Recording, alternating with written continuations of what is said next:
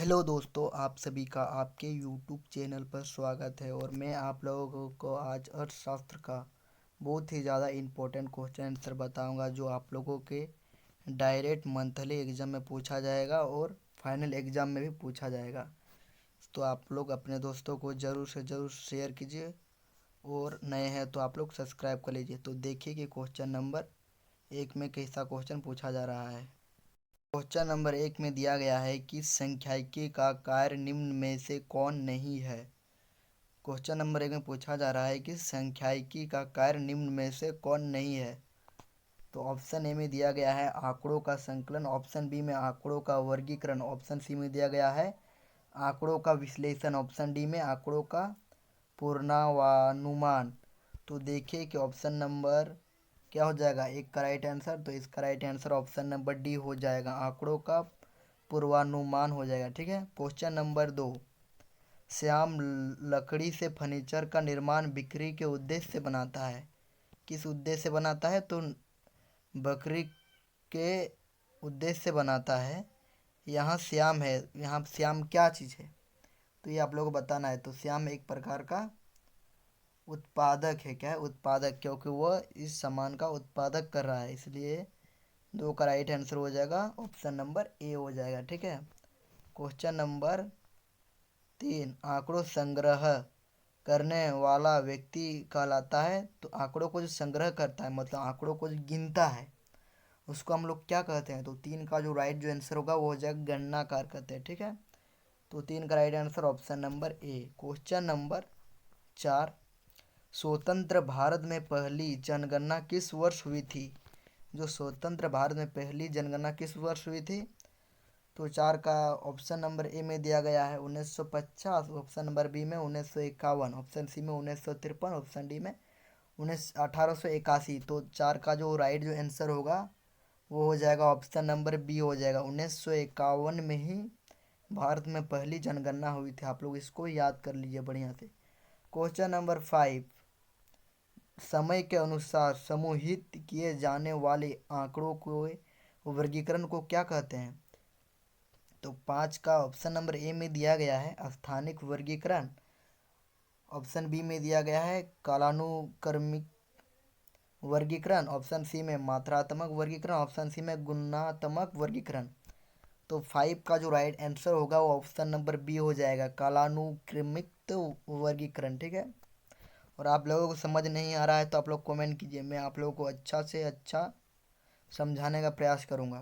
Question number 6, किसी वर्ग का मध्य बिंदु का मान ज्ञात किया जाता है। तो क्या मान ज्ञात किया जा सकता है?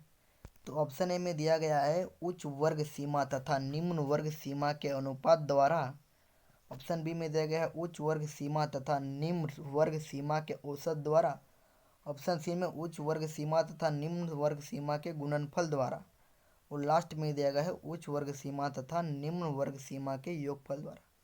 तो 6 का जो राइट आंसर जो हो जाएगा ऑप्शन नंबर बी हो जाएगा। बी में क्या दिया गया है? तो उच्च वर्ग सीमा तथा निम्न वर्ग सीमा के औसत द्वारा। ठीक है।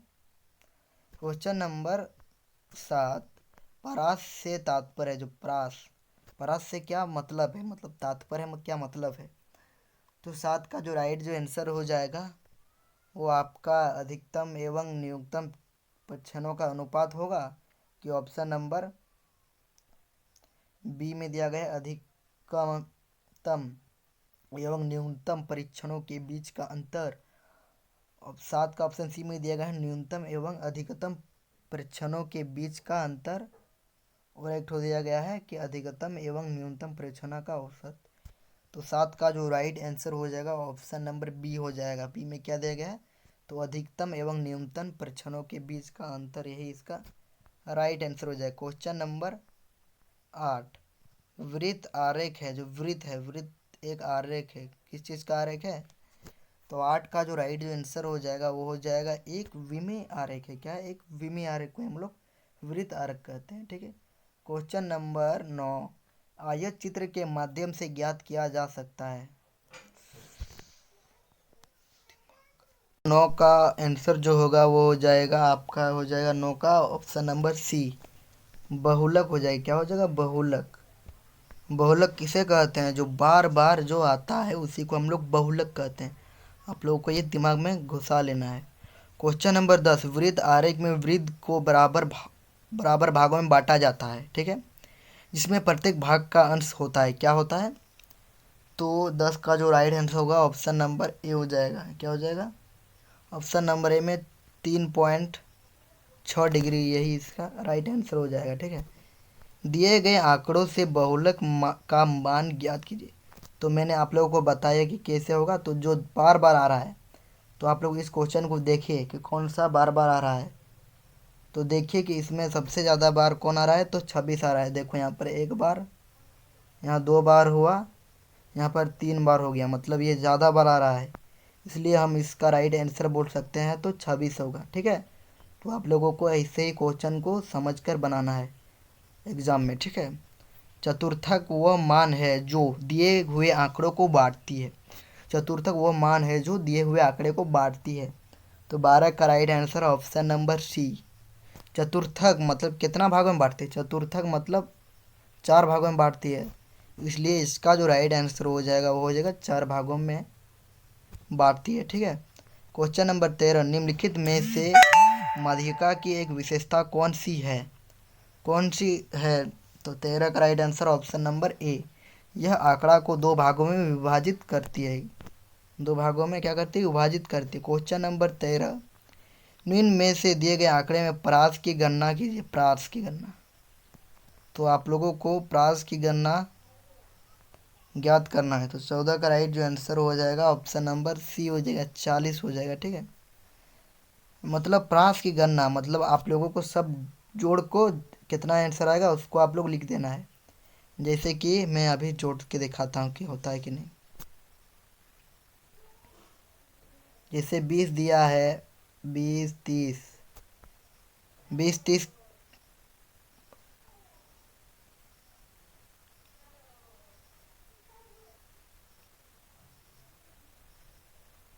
14 का जो राइट जो आंसर होगा वो ऑप्शन नंबर सी हो जाएगा। ये थोड़ा डाउट है, आप लोग इसको हल कर लीजिएगा। क्वेश्चन नंबर 15, निम्न में से कौन वितरण की असमानता की माप करता है? तो 15 का जो राइट जो आंसर होगा वो हो जाएगा आपका ऑप्शन नंबर सी, लॉरेंज वक्र। क्वेश्चन नंबर 16, दिए गए आंकड़े में मानक विचलन की गणना कीजिए। तो 16 का right answer option number B हो जाएगा, ठीक है। और आप लोगों को इसका जो न्यूमेरिकल का जो क्वेश्चन है वो मैं बताऊंगा। इसके लिए आप लोग लाइक और सब्सक्राइब कीजिए और अपने दोस्तों को शेयर कीजिए, क्योंकि इसका भी आप लोग कमेंट कीजिए तो मैं इसका भी वीडियो बनाऊंगा आप लोगों के लिए। क्वेश्चन नंबर 17, निम्न चित्र को दो चरों के बीच किस प्रकार का संबंध को दर्शाता है? तो देखिए कि ये कौन सा संबंध को दर्शाता है। तो 17 का राइट जो आंसर होगा वो हो जाएगा आपका ऑप्शन नंबर ए। देखो, धनात्मक सहसंबंध को दर्शाता है, ठीक है। क्वेश्चन नंबर 18, पियर्सन सहसंबंध गुणांक का मान होता है। तो 18 का जो राइट जो आंसर होगा वो ऑप्शन नंबर ए हो जाएगा, 0 होता है, ठीक है।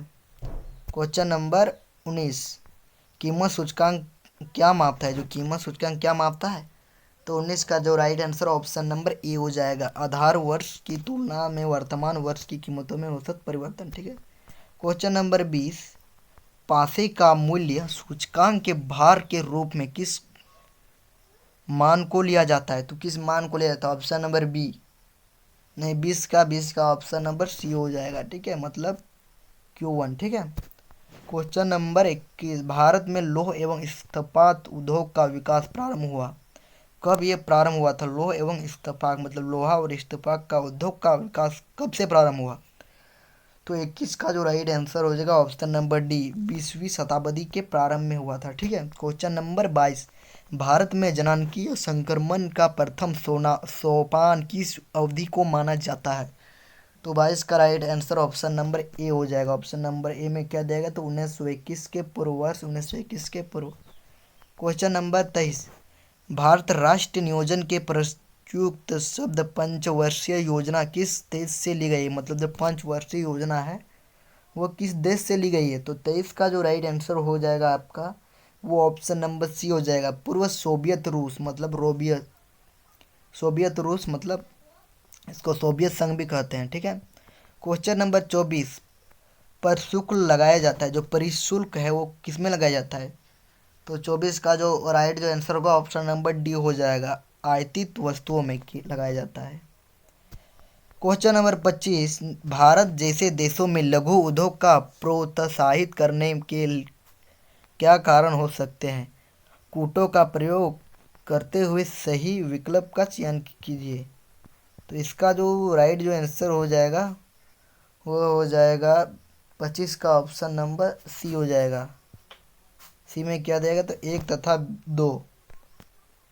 तथा दो मतलब क्या हो जाएगा?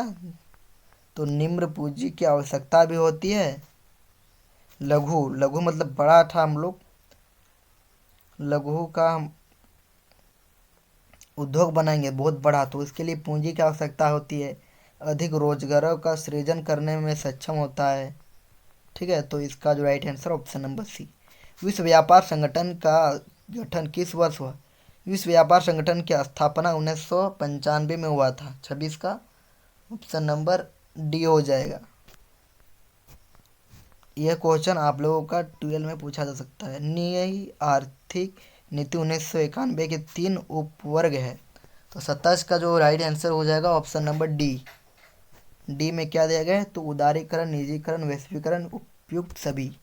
क्वेश्चन नंबर 28, वर्तमान में सार्वजनिक क्षेत्र के लिए सुरक्षित उद्योग की संख्या है। तो 28 का जो 100% राइट उत्तर हो जाएगा वो ऑप्शन नंबर 3 हो जाएगा, ठीक है।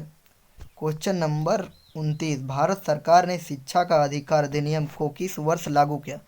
मतलब शिक्षा का अधिकार को किस वर्ष लागू किया है भारत सरकार ने? तो 29 का जो राइट जो आंसर हो जाएगा ऑप्शन नंबर बी हो जाएगा। बी में 2009 में लागू किया गया शिक्षा का अधिकार को। विश्व ज्ञान अवस्था के श्रेष्ठ प्रयोग करने वाला देश माना जाता है, मतलब अर्थव्यवस्था, मतलब विश्व ज्ञान अर्थव्यवस्था का वाला देश किसको माना जाता है? देखो ये कितना है कि 30 का जो राइट जो आंसर हो जाएगा ऑप्शन नंबर ए हो जाएगा, आयरलैंड हो जाएगा, ठीक है। क्वेश्चन नंबर 32, ऑपरेशन फ्लड का संबंध, जो ऑपरेशन फ्लड हुआ था वो किससे संबंध है? तो 32 का जो राइट आंसर ऑप्शन नंबर ए, दूध के उत्पादन से, ठीक है। क्वेश्चन नंबर 33, पर्यावरण मित्र प्रौद्योगिकी का संबंध निम्न में से है किस में है? तो 33 का जो राइट जो आंसर हो रहा है आपका ऑप्शन नंबर ए हो रहा है, कृषि में जैविक खाद का प्रयोग से, ठीक है। क्वेश्चन नंबर 33, भारत में अधिकांश श्रमिकों के रोजगार का स्रोत निम्नलिखित में से क्या है? तो 34 का राइट आंसर ऑप्शन नंबर ए हो जाएगा। ए में क्या देगा? तो प्राथमिक क्षेत्र। क्वेश्चन नंबर 35, निर्माण मजदूर निम्न में से क्या कहलाते हैं? तो 35 का जो राइट जो आंसर हो जाएगा आपका ऑप्शन नंबर बी, दिहाड़ी मजदूर वाले श्रमिक, ठीक है। क्वेश्चन नंबर 36, नवीकरणीय संसाधन का एक उदाहरण है। नवीकरणीय संसाधन का क्या एक उदाहरण है? तो 36 का right answer option number A C हो जाएगा, मतलब वनों में पेड़ भी होगा और समुद्र की मछलियाँ भी होगा, और ए और बी दोनों इसका राइट आंसर। चिपको आंदोलन का उद्देश्य था, देखो ये क्वेश्चन मैंने आप लोगों को हिस्ट्री में भी पूछा गया था, ठीक है। तो इसका जो राइट आंसर हो जाएगा, चिपको आंदोलन किससे है? तो मैदानी क्षेत्रों में वन संरक्षण करना, यही इसका राइट आंसर हो जाएगा। क्वेश्चन नंबर 38, वैश्विक उष्णता का प्रमुख कारण है। तो 38 का जो राइट आंसर होगा वो हो जाएगा option number D, green house गैसों में वृद्धि, यही। क्वेश्चन नंबर 39, चीन के ग्रामीण क्षेत्रों में प्रारंभ किए हुए कम्यून का संबंध निम्न में से है, तो किसमें है? तो 39 का राइट आंसर ऑप्शन नंबर ए हो जाएगा, सामूहिक खेती से, ठीक है। क्वेश्चन नंबर 40, लास्ट क्वेश्चन, मानव विकास संकेतकों के आधार पर निम्न में से कौन सा देश प्रथम स्थान पर है?